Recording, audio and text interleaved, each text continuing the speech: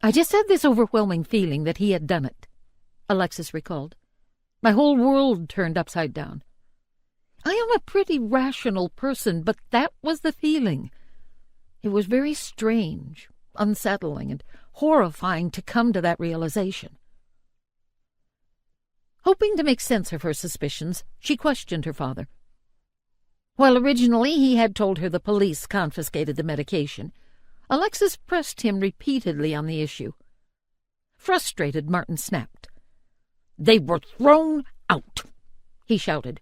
"It was making me too sad to look at it." Cocking her head, Alexis gave her father a puzzled look. As soon as I heard that, things were just starting to add up.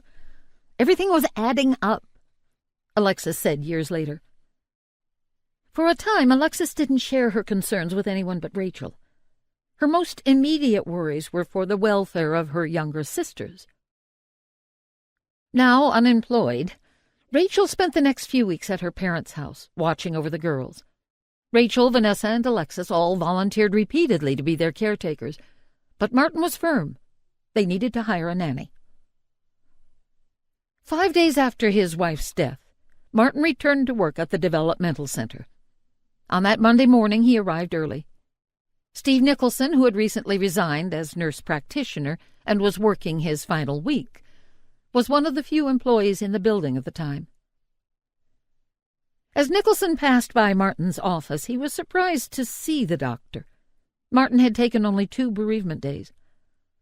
It was shocking to see the doctor return to work so quickly after suffering such a sudden and tremendous loss. When Nicholson found Martin sitting at his desk, he stopped to offer his condolences. While sympathetic, Nicholson was also undeniably curious about what had happened to Martin's wife. After about 20 minutes of casual conversation, Nicholson got the nerve to ask, "What happened?" Sighing deeply, Martin regurgitated the story he had told investigators and his family. "You know she had undergone cosmetic surgery." As they spoke, Nicholson noticed Martin showed no hint of emotion. "I think he let me put the pieces together," Nicholson recalled. "I don't think he told me he thought she hit her head or he thought she drowned. He left it at that and let me draw my own conclusions." Toward the end of their conversation, Nicholson glanced at Martin's left hand and noticed he was wearing a different wedding ring.